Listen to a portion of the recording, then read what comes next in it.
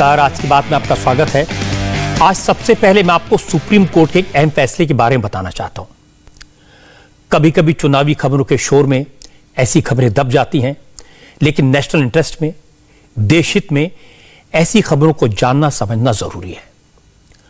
Supreme court के आज के इस फैसले का असर भारत की अंतर्राष्ट्रीय ख्याति पर, इंटरनेशनल इमेज पर पड़ेगा।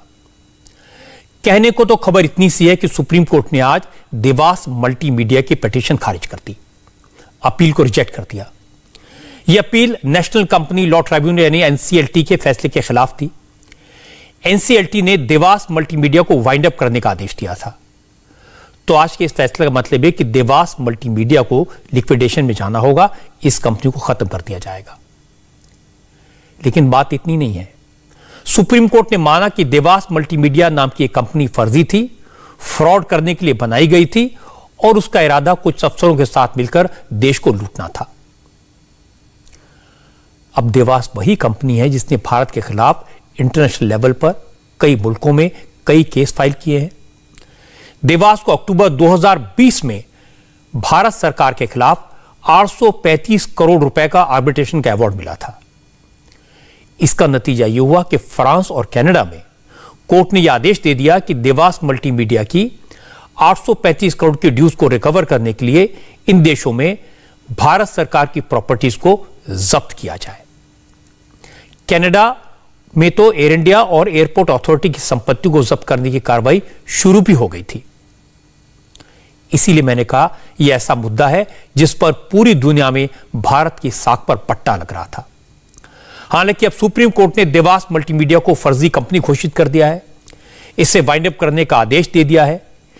इसके बाद अब इंटरनेशनल लेवल पर इस मामले में दोबारा फाइट करना होगा। आप सोच रहे होंगे आखिर ऐसा क्या हुआ जिसके कारण एक कंपनी दुनिया में भारत की संपत्तियों पर दावा करने का हकदार हो गई। किसकी गलती से ऐसा हुआ और इस मामले में पिछली सरकारों ने कुछ क्यों नहीं किया? मोदी सरकार ने इस मामले में क्या किया? इन सवालों के जवाब आज मैं आपको दूंगा। आप भी सुनेंगे तो दंग रह जाएंगे कि कांग्रेस की सरकार के वक्त किस तरह से काम होता था, किस तरह से जानबूझकर ऐसे कॉन्ट्रैक्ट अवार्ड किए गए जो अब इंटरनेशनल लेवल पर भारत को शर्मसार कर रहे हैं। मामला बहुत इंटरेस्टिंग है। दो लाइन में कहूं तो कोई कंपनी मेरी दुकान से सामान खरीदकर वापस मुझे ही 10 गुना रेट में बेच दे और मैं खुद ही उसे ऐसा करने की परमिशन दूं, तो आप क्या कहेंगे? यही काम यूपीए सरकार के वक्त हुआ। यूपीए सरकार ने 12,000 करोड़ का स्पेक्ट्रम एक कंपनी को 1,000 करोड़ में दे दिया। मामला खुलने के डर से डील रद्द की तो हर्जाने में वो कंपनी विदेशों में मौजूद भारत की संपत्तियों पर कब्जा करना चाहती है और इंटरनेशनल कोर्ट ने उसे इसकी परमिशन दे दी है। अब ये पूरा मामला डिटेल में समझाते हैं। यह विवाद आज का नहीं है, 15 साल पुराना है। 2004 में केंद्र में कांग्रेस की सरकार बनी। सरकार बनने के कुछ ही महीने बाद यह खेल शुरू हुआ था। इसरो में काम कर चुके एक अफसर डॉक्टर एम चंद्रशेखर ने देश को लूटने की नियत से एक कंपनी बनाई। नाम रखा देवास मल्टीमीडिया। इस कंपनी में अमेरिका, फ्रांस, जर्मनी और कनाडा जैसे देशों के इन्वेस्टर्स रखे गए थे। योजना यह थी कि सरकार से सस्ते में एस बैंड स्पेक्ट्रम लिया जाए और फिर हजारों करोड़ का मुनाफे में इसे बेच दिया जाए। 2005 में कंपनी बनी। इस कंपनी के साथ इसरो की सहयोगी कंपनी अंतरिक्ष कॉर्पोरेशन ने एक समझौता किया।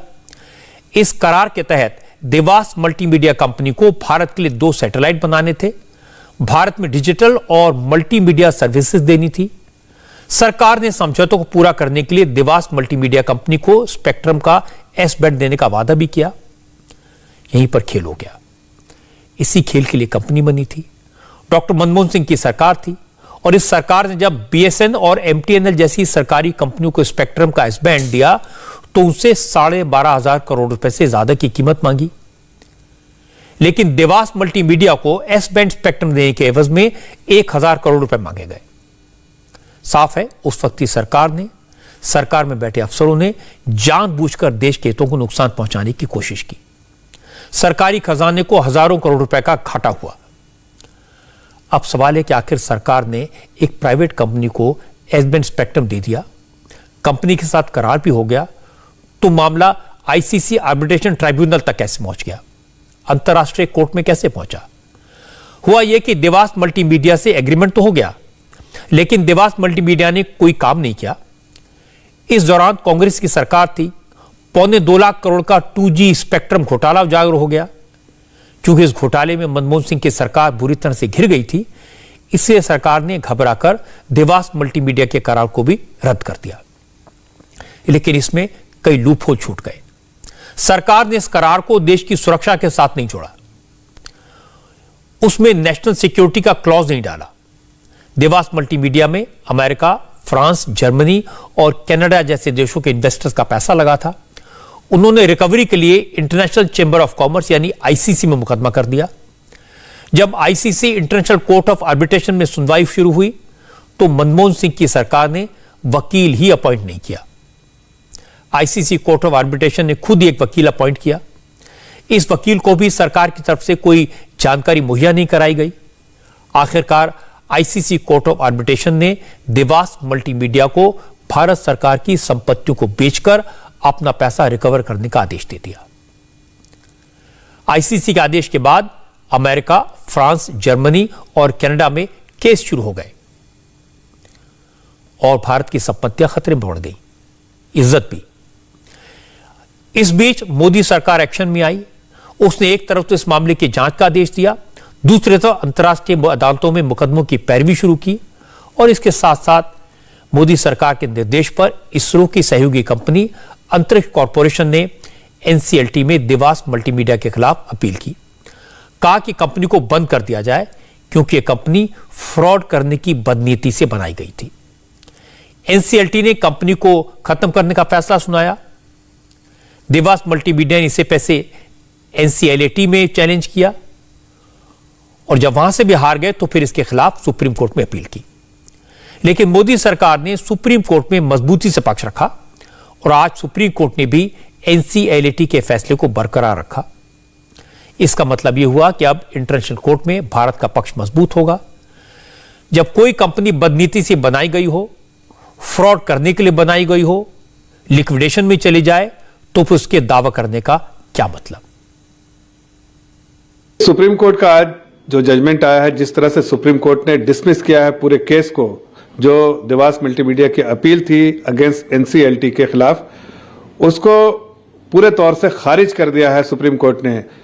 जिस तरह से सुप्रीम कोर्ट ने खारिज किया उससे सिर्फ एक ही बात की पुष्टि होती है कि यूपीए की सरकार स्कैम और स्कैमस्टर्स की सरकार थी।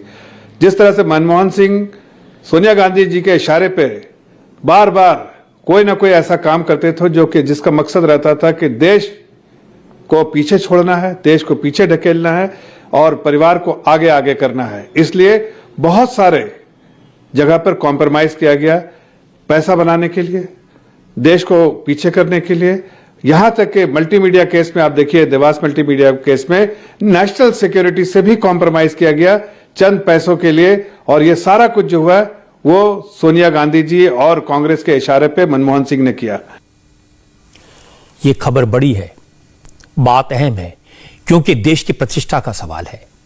एक कंपनी को विदेशों में भारत की संपत्ति को जब्त करने, उसे बेचकर हर्जाने की भरपाई करने का हक मिल जाए, इससे ज्यादा शर्म की बात और क्या हो सकती है?